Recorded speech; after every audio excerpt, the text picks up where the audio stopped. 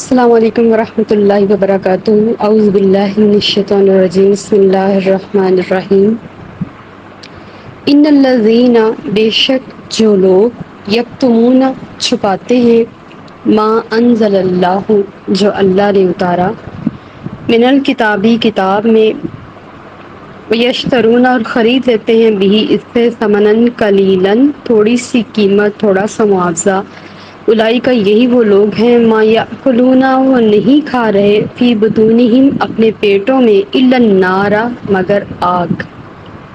ولا یکلمہم اللہ اور نہیں کلام کرے گا ان سے اللہ تعالیٰ. دیکھیں یکلم سے کلام قریب ترین ہے، ہم کا مطلب ان کا یا ان سے، یا ہم انگلش میں بھی ان کا. نہیں کلام کرے گا ان سے اللہ تعالیٰ یوم القیامتی قیامت کے دن. ولا یزکیہم اور نہ انہیں پاک کرے گا. یزک جو لفظ ہے یہ بھی ہماری اردو کے قریب ترین ہے، پاکیزہ سے نکلا ہے. وَلَهُمْ اور ان کے لیے عذاب علیم دردناک عذاب ہے. قوم یہود اور قوم عیسائیت ان کی طرف دلالت کرتی ہے کہ بے شک وہ لوگ جو چھپاتے ہیں جو اللہ نے نازل کیا کتاب میں. اب جب توریت میں نبی کریم صلی اللہ علیہ وسلم کی آمد کی نشانیاں موجود تھیں اور ان میں جو جھوٹ کے، غیبت کے، زنا کے اور شرک کے بارے میں جتنے بھی اللہ پاک نے احکامات نازل فرمائے تھے، انہوں نے اس کے بارے میں جو امینڈمنٹس کی اور اپنے جو علاقے کے بڑے بڑے لوگ تھے، سردار تھے، اور ان سے پیسے لے کے انہوں نے وہ آیات کتاب سے نکالی، بیچ دی، ان کو آیات نکال کے دے دی اور ان سے پیسے لے لیے، جتنی بھی قیمت لی ہو، لیکن وہ حقیر ہوگی ان قیمتی آیات کے بدلے میں. اللہ تعالیٰ فرما رہے ہیں حقیر سا معاوضہ لیا،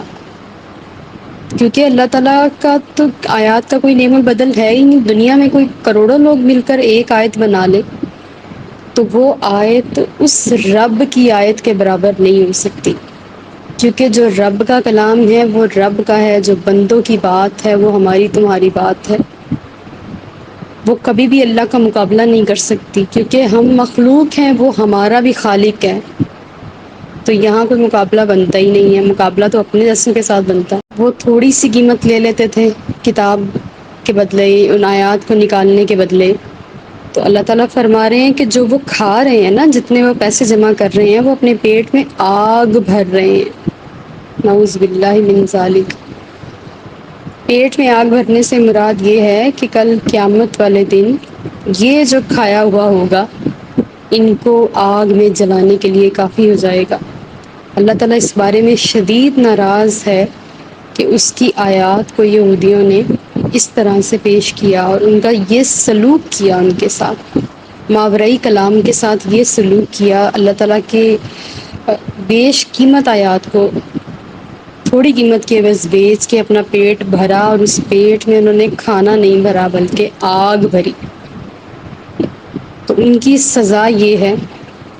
کہ وہ آگ میں ڈالے جائیں گے. ولا یکلمہم اللہ، سب سے تکلیف دہ بات کہ اللہ ان سے کلام بھی نہیں فرمائے گا. ہائے اللہ، کبھی ایسا نہ ہو کہ تو ناراض ہو جائے ہم سے. ساری خدائی ایک طرف، ساری دنیا ایک طرف، ساری عبادات ایک طرف، سب کچھ ریاضات، معاملات، صدقات، خیرات، عبادات، سب ایک طرف، تیری رضا ایک طرف، تو کبھی ہم سے ناراض نہ ہو. اللہ تعالیٰ فرما رہے پہلے تو اپنے پیٹ میں آگ بھریں گے، پھر میں ان کی طرف ان سے بات بھی نہیں کروں گا. کس قدر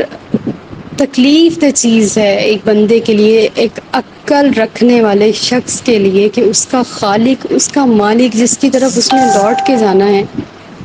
وہ ان سے بات بھی نہیں کرے گا. یوم القیامتی قیامت کے دن ہم تو قیامت کا انتظار ہی اس کے مکھڑے کے دیدار کے لیے کر رہے ہیں، اس کی بادشاہت دیکھنے کے لیے کر رہے ہیں.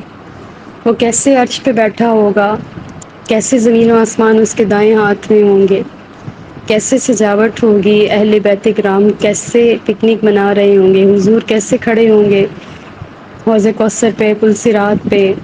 اور میزان عمل پہ. ہم کیسے کیا وہ مناظر ہوں گے جب جن ہستیوں کو ہم یاد کرتے ہیں دنیا میں وہ ہماری چشمان کے سامنے ہوں گی، ہم انہیں اپنی آنکھوں سے مشاہدہ کریں گے۔ ہم تو اس لیے جیتے ہیں، اور کبھی ایسا نہ ہو مولا تو ہم سے قیامت والے دن کلام ہی نہ کرے کہ تیری خاطر ہم نے دنیا میں سب کچھ برداشت کیا تجھ سے ملنے کی خاطر تو ہم سے ملاقات ضرور کری۔ ولا یزکیہم، اور نہ انہیں پاک کرے گا۔ پاکی کس سے مراد گناہوں سے پاک کرے گا، یعنی کہ ان کے لیے جو کتمان حق کرتے ہیں، حق کو چھپاتے ہیں۔ کتمان جو ہے وہ مشکل اردو میں چھپانے کو بولتے ہیں، اور یکتمون کا مطلب عربی میں چھپانا ہے۔ جو بھی حق کو چھپاتے ہیں اور کتاب کو تھوڑی قیمت کے بس بیچتے ہیں، اس کی آیات بیچتے ہیں، ان کے لیے تین آزمائشیں ہیں، مشقتیں ہیں، مصیبتیں ہیں۔ سب سے پہلی یہ کہ وہ دوزخ میں جائیں گے، دوسری یہ کہ اللہ ان سے بات نہیں کرے گا، تیسری یہ کہ قیامت والے دن اللہ تعالیٰ ان کو پاکیزہ نہیں کرے گا، وہ اپنے گناہوں میں لتھڑے ہوئے رہیں گے ساری زندگی توبہ کر لیں اور اپنے اس دن معافیاں مانگتے پھریں گے، لیکن اللہ تعالیٰ ان کو معاف نہیں کرے گا، کیونکہ انہوں نے جو حرکت کر ڈالی ہے وہ ناقابل معافی تھی۔ ان آیات سے ہمارے لیے بھی سبق ملتا ہے۔ اور آخری جو سزا ہوگی عذاب العلیم، جو عذاب العلیم ہوتا ہے یہ عذاب عظیم سے بڑا ہوتا ہے۔ عذاب العلیم میں ہمارے سر بتایا کرتے تھے کہ عذاب عظیم میں یوں ہوتا ہے کہ بندے کو سیدھا کھڑا کر کے جوتے مارے جائیں، تو عذاب علیم میں اس کو الٹا لٹکا کے جوتے مارے جائیں، یعنی کہ یہ فرق ہے دونوں عذابوں میں۔ کیونکہ اگر وہ اپنی کتاب میں امینڈمنٹس نہیں کرتے، تبدیلی نہ کرتے، اس کو نہ بدلتے، تو لا محالہ حضور اکرم صلی اللہ علیہ وسلم پر ایمان لانے والوں کی کثیر تعداد جو تھی وہ یہودیوں اور عیسائیوں کی ہوتی، کیونکہ وہ نبی کریم صلی اللہ علیہ وسلم کی نشانیاں اپنی کتاب میں دیکھتے پاتے، اور پھر ان کی ساری قوم پڑھتی اور وہ اس پر ایمان لاتے۔ اور اس حرکت کی وجہ سے اللہ پاک نے ان کو یہ چار سزائیں دیں۔ اپنے محبوب سے، میرے محبوب کو کتنا پیار ہے، اللہ پاک کو اپنے محبوب علیہ الصلوۃ والسلام سے اتنا پیار ہے کہ ان کو نگلیکٹ کرنے کی وجہ سے، ان کی بے ادبی کی وجہ سے اور ان کو نہ ماننے کی وجہ سے اللہ نے یہ یہودیوں کو دیا، اور یہ سب کچھ حق ہے۔ اور قیامت والے دن ہم اس آیت کی تصدیق ہوتے دیکھیں گے کہ ایسا ہوگا، اللہ پاک ان کو نہیں بخشے گا۔ اور ہمارے لیے بھی اس آیت میں درس ہے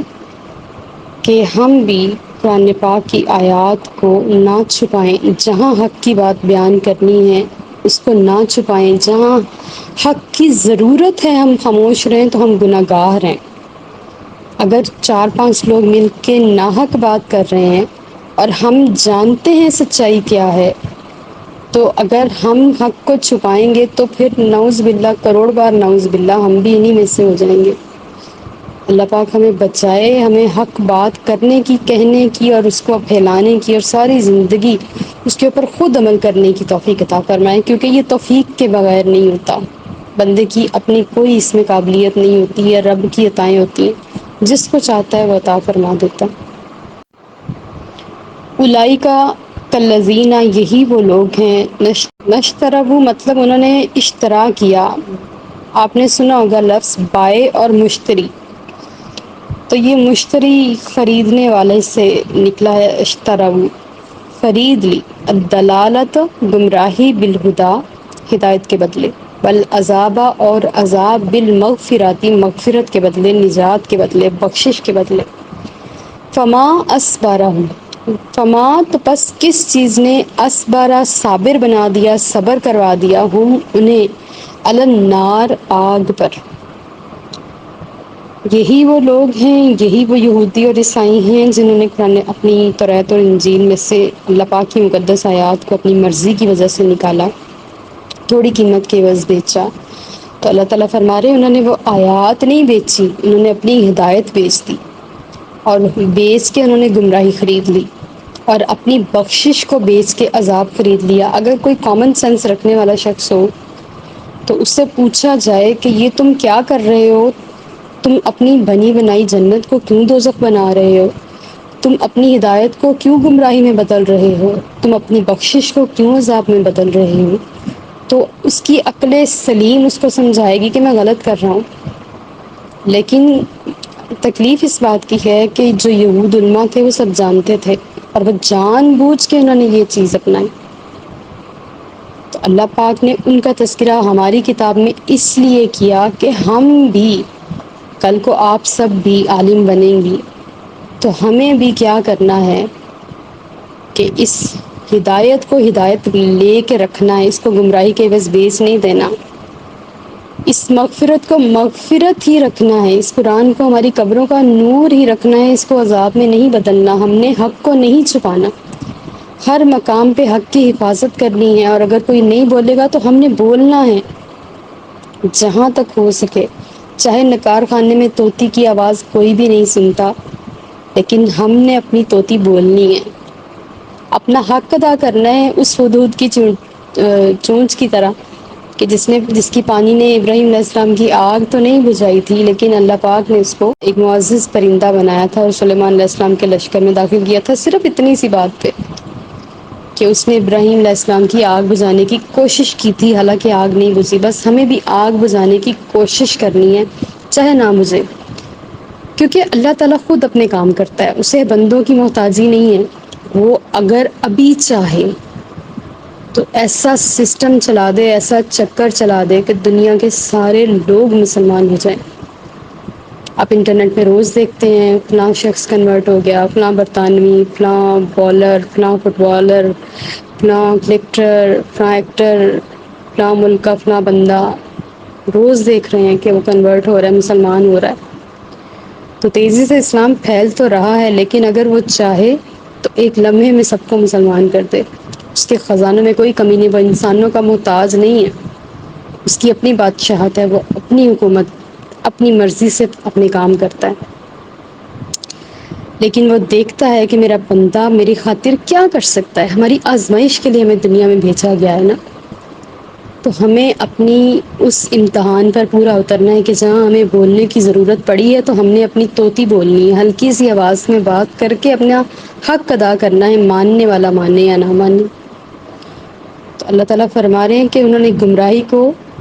ہدایت کے بدلے اور عذاب کو بخشش کے بدلے بیچ دیا، تو بتائیں وہ آگ پہ کیسے صابر رہیں گے؟ آگ پہ کون شخص صبر کر سکتا ہے؟ ربنا لا تجعلنا ذالک، یہ سزا بان اللہ، اس لیے ہے کہ اللہ تعالیٰ نے نزل الکتاب،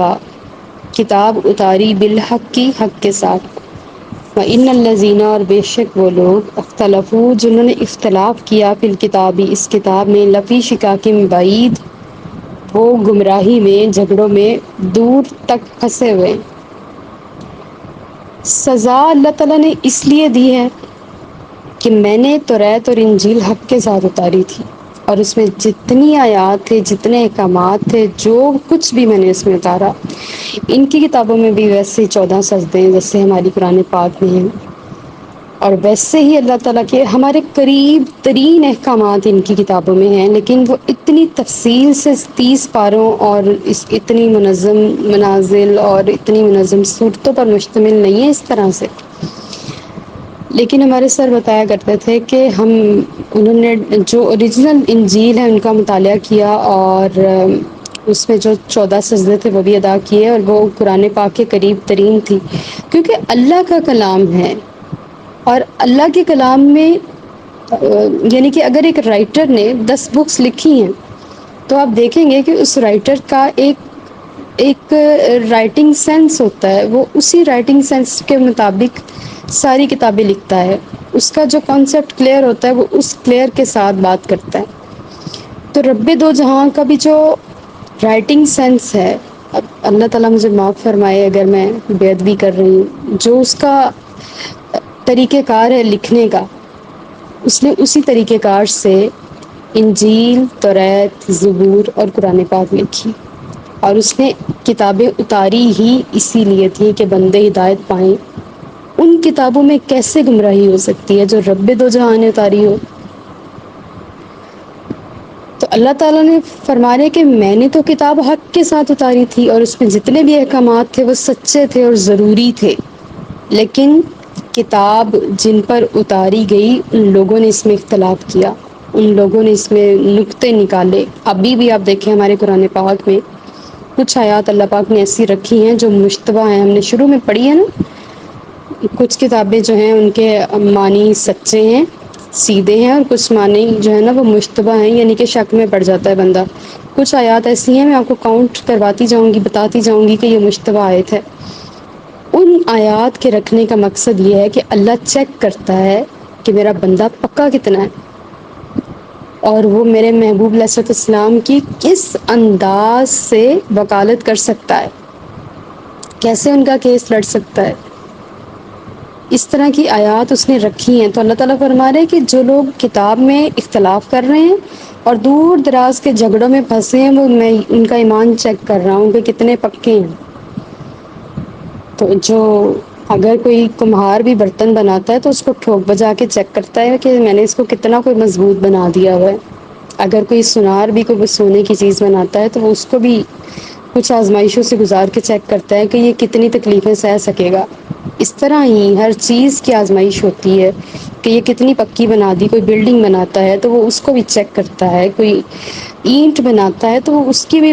جو مضبوطی ہے اس کو چیک کرتا ہے۔ ہر چیز کی آزمائش ہوتی ہے، ہر چیز کو چیک کیا جاتا ہے۔